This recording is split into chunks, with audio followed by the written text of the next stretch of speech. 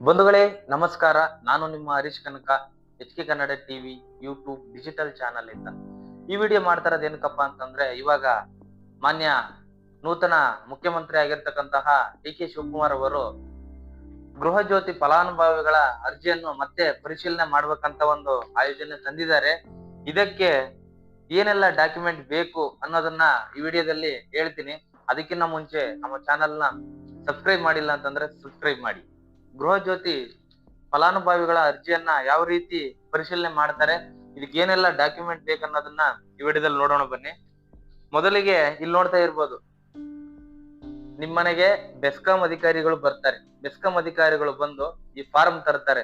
ಈ ಫಾರ್ಮ್ ತಂದಾಗ ನಿಮ್ಮಲ್ಲಿ ಏನೆಲ್ಲ ಡಾಕ್ಯುಮೆಂಟ್ ಕೇಳ್ತಾರೆ ಅಂತಂದ್ರೆ, ಮೊದಲಿಗೆ ನಿಮ್ಮ voter ID, Aadhaar card, Aadhaar ಕಾರ್ಡ್ಗೆ ಅಟ್ಯಾಚ್ ಆಗಿರ್ತಕ್ಕಂತಹ ಒಂದು ನಂಬರು, ಅದೇ ರೀತಿ ರೇಷನ್ ಕಾರ್ಡ್ ಇದ್ರೆ ರೇಷನ್ ಕಾರ್ಡು ಪ್ರೂಫ್ ಕೊಡ್ಬೋದು. ಅಕಸ್ಮಾತ್ ಬೆಂಗಳೂರಲ್ಲಿ ಇದ್ದು ನೀವು ಯಾವ್ದಾದ್ರು ಬಾಡಿಗೆ ಮನೆಯಲ್ಲಿದ್ರೆ ಅದಕ್ಕೆ ನೀವೇನ್ ಮಾಡ್ಬೇಕಪ್ಪ ಅಂತಂದ್ರೆ, ಒಂದು ಎಸ್ಪೆಷಲಿ ಒಂದು ರೆಂಟಲ್ ಅಗ್ರಿಮೆಂಟ್ ಅಂತ ಒಂದು ಕೇಳ್ತಾರೆ ಅವರು. ರೆಂಟಲ್ ಅಗ್ರಿಮೆಂಟ್ ಅಲ್ಲಿ ಒಂದು ಪ್ರೂಫ್ ಇರುತ್ತೆ, ಯಾರ ಮನೆಯಲ್ಲಿ ವಾಸಿಸ್ತಾ ಇದ್ದೀರಾ, ಯಾರ ಮಾಲೀಕರು ಅನ್ನೋದನ್ನ ರೆಂಟಲ್ ಅಗ್ರಿಮೆಂಟ್ ಅಲ್ಲಿ ಬರ್ದಿರ್ತಾರೆ. ಆ ಪ್ರೂಫ್ ನ ಕೇಳ್ತಾರೆ. ಆ ಪ್ರೂಫ್ ನ ತಗೊಂಡು ಒಂದು ಫೋಟೋ ಹೊಡ್ಕೊಳ್ತಾರೆ. ಫೋಟೋ ಹೊಡ್ಕೊಂಡಾದ್ಮೇಲೆ ಅದ್ರ ಜೊತೆಗೆ ನಿಮ್ಮ ಒಂದು ಸ್ಟಾಂಪ್ ಸೈಜ್ ಒಂದು ಪಾಸ್ಪೋರ್ಟ್ ಸೈಜ್ ಫೋಟೋ ಕೇಳ್ತಾರೆ. ಆ ಫೋಟೋಗೆ ಒಂದು ಮಾಡ್ಬೇಕು, ಅವರ ಒಂದು ಫಾರ್ಮಿಗೆ ಒಂದು ಸ್ಟಿಕ್ ಮಾಡ್ತಾರೆ ಅದನ್ನ.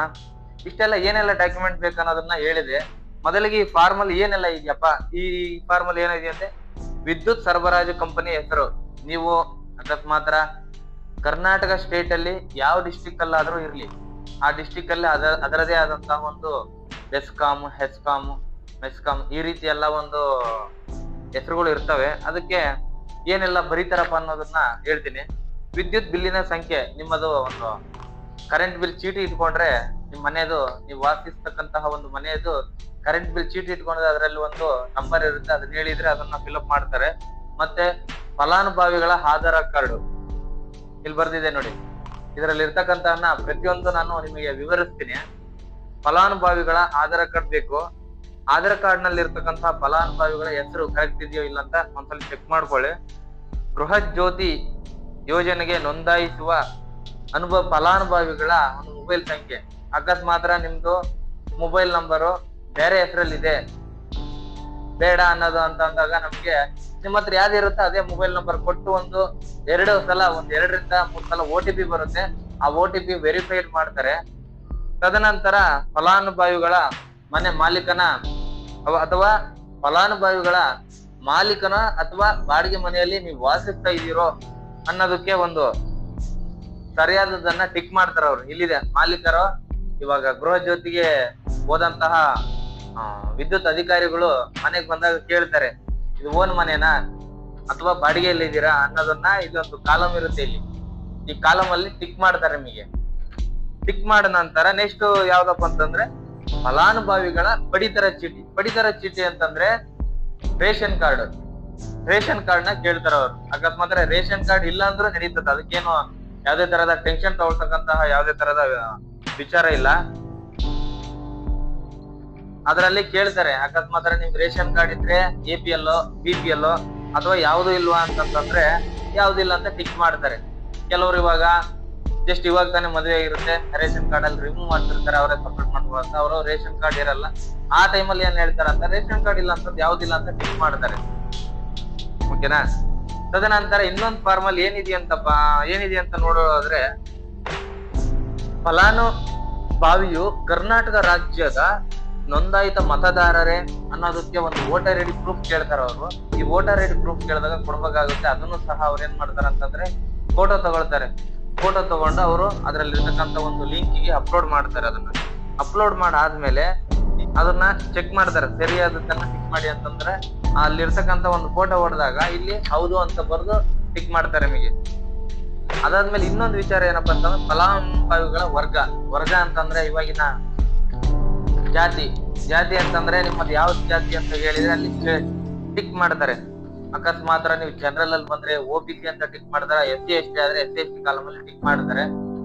ಸರಿನಾ? ಇಲ್ಲಿದೆ ನೋಡಿ ಈ ಕಾಲಮ್, ಫಲಾನುಭವಿಗಳ ವರ್ಗ.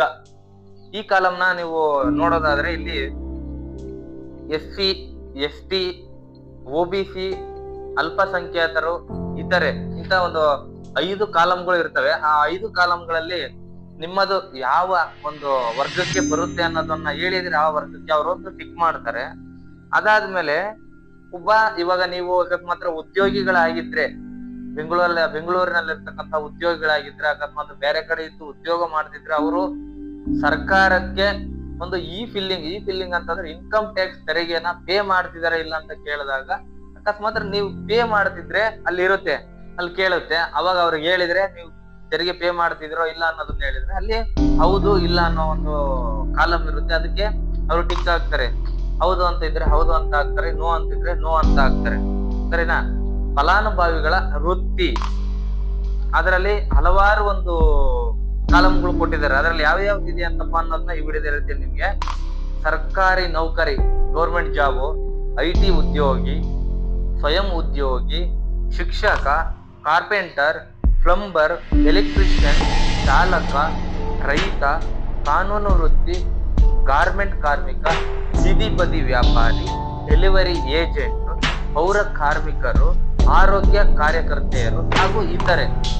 ನೀವು ಈ ಕಾಲಂ ನಡಿಯಲ್ಲಿ ಯಾವ ಉದ್ಯೋಗಾಕಾಂಕ್ಷಿಯಾಗಿ ಕೆಲಸ ಮಾಡುತ್ತಿದ್ದೀರಾ ಅನ್ನೋದನ್ನ ನೀವು ಹೇಳಿದ್ರೆ ಆ ಕಾಲಂಗೆ ಬಂದಿರತಕ್ಕಂತ ಒಂದು ಅಧಿಕಾರಿಗಳು ಅದಕ್ಕೆ ಟಿಕ್ ಮಾಡ್ತಾರೆ. ಟಿಕ್ ಮಾಡಿದ ನಂತರ ಇದರಲ್ಲಿ ಇನ್ನೊಂದು ಮೇನ್ ಏನಪ್ಪಾ ಅಂತಂದ್ರೆ ಕೆಳಗಡೆ ಒಂದು ಸೂಚನೆ ಕೊಟ್ಟಿದ್ದಾರೆ. ಅದು ಯಾವ ರೀತಿ ಸೂಚನೆ, ಇದನ್ನ ಪ್ರತಿಯೊಬ್ರು ಗಮನಿಸ್ಬೇಕು. ಈ ಸೂಚನೆಯಲ್ಲಿ ಏನಿದೆಯಪ್ಪ ಅಂತಂದ್ರೆ ಘೋಷಣೆ ಅಥವಾ ಸೂಚನೆ. ಮೇಲಿನ ಖಾತೆ ಐಡಿಯನ್ನು ಗೃಹ ಬಳಕೆಗೆ ಮಾತ್ರ ಬಳಸಲಾಗುತ್ತದೆ. ಒಂದು ವೇಳೆ ಗೃಹ ಬಳಕೆ ಹೊರತುಪಡಿಸಿ ಬೇರೆ ಯಾವುದೇ ಉದ್ದೇಶಕ್ಕೆ ಬಳಸಿದ್ದಲ್ಲಿ ಗೃಹ ಜ್ಯೋತಿ ಯೋಜನೆಯ ಪ್ರಯೋಜನವನ್ನು ಸ್ವಯಂಚಾಲಿತವಾಗಿ ರದ್ದುಗೊಳಿಸಲಾಗುವುದು ಎಂದು ನನಗೆ ತಿಳಿದಿದೆ ಮತ್ತು ಈಗಾಗಲೇ ಪಡೆದಿರುವ ಪ್ರಯೋಜನಗಳನ್ನು ಬಡ್ಡಿಯೊಂದಿಗೆ ಮರುಪಾವತಿಸಲು ಸಿದ್ಧನಿದ್ದೇನೆ. ನಾನು ಮೇಲೆ ಒದಗಿಸಿರುವ ಎಲ್ಲಾ ವಿವರಗಳು ನನಗೆ ತಿಳಿದಿರುವಂತೆ ಸರಿಯಾಗಿದೆ ಎಂದು ಈ ಮೂಲಕ ದೃಢೀಕರಿಸುತ್ತೇವೆ. ನೀವು ಇವಾಗ ಏನ್ ಫಾರ್ಮ್ಗೆ ಅವ್ರು ಏನೆಲ್ಲ ಡಾಕ್ಯುಮೆಂಟ್ ಕೇಳ್ತಾರೆ, ಮೊಬೈಲ್ ನಂಬರ್ ಕೇಳ್ತಾರೆ, ವೋಟರ್ ID, ಆಧಾರ್ ಕಾರ್ಡು, ಒಂದು ಪಾಸ್ಪೋರ್ಟ್ ಸೈಜ್ ಫೋಟೋ, ಇವೆಲ್ಲ ಇನ್ಫಾರ್ಮೇಶನ್ ಕೇಳ್ತಾರಲ್ಲ, ಇದನ್ನ ಸರಿಯಾಗಿದೆ ಅನ್ನೋದನ್ನ ಒಂದು ಘೋಷಣೆ ಮುಖಾಂತರ ಕೆಳಗಡೆ ಕೊಟ್ಟಿದೆ. ಸರಿನಾ? ಇಷ್ಟು ಕೊಟ್ಟಿದ್ದಾರೆ. ಇಷ್ಟೆಲ್ಲ ಡಾಕ್ಯುಮೆಂಟ್ ಆದ್ಮೇಲೆ ಎಲ್ಲ ವೆರಿಫೈಡ್ ಆಗುತ್ತೆ. ವೆರಿಫೈಡ್ ಆದ್ಮೇಲೆ ಏನ್ ಮಾಡ್ತಾರೆ ಅಂತಂದ್ರೆ ನೀವು ಹೌದು ಅಲ್ವೋ ಅನ್ನೋದನ್ನ ಒಂದು ಫೋಟೋ ಮುಖಾಂತರ ನಿಮಗೆ ಒಂದು ತೆಗೆದುಕೊಳ್ತಾರೆ. ನೀವೇನು ಅರ್ಜಿನ ಸಲ್ಸಕ್ ಹೋಗಿರ್ತೀರಲ್ಲ, ಆ ಒಂದು ಅರ್ಜಿನ ನೀವು ಯಾವ ಇದ್ರಲ್ಲಿ ಇದ್ದೀರಾ ಅಂತಂದ್ರೆ ಒಂದು ಫೋಟೋ ಮುಖಾಂತರ ಲೈವ್ ಫೋಟೋದಲ್ಲಿ ನಿಮ್ಮನ್ನ ಒಂದು ಫೋಟೋ ತಗೊಂಡು ಅಪ್ಲೋಡ್ ಮಾಡ್ತಾರೆ. ಅದನ್ನ ಇಷ್ಟು ಈ ಗೃಹ ಜ್ಯೋತಿ ಫಲಾನುಭವಿಗಳ ಒಂದು ಪರಿಶೀಲನಾ ಅರ್ಜಿಯನ್ನ ಒಂದು ಪರಿಶೀಲನೆ ಮಾಡ್ತಾರೆ. ನಿಮ್ಮದು ಏನು ಡಾಕ್ಯುಮೆಂಟ್ ಪಕ್ಕ ಕರ್ನಾಟಕದಲ್ಲಿ ಇರ್ತಕ್ಕಂಥ ಒಂದು ಡಾಕ್ಯುಮೆಂಟ್ ಇದೆಯೋ ಅದೆಲ್ಲ ಇದ್ರೆ ನಿಮಗೆ ಈ ಫಲಾನುಭವಿಗಳ ಅರ್ಜಿ ಒಂದು ಸಕ್ಸಸ್ ಆಗುತ್ತೆ. ನಿಮ್ಮ ಮನೆಗೆ ಗೃಹ ಜ್ಯೋತಿ ಬಳಕೆಯನ್ನು ಸಹ ಒಂದು ಸೇರುತ್ತೆ, ಯೂಸ್ ಮಾಡ್ಬೋದು ನೀವು.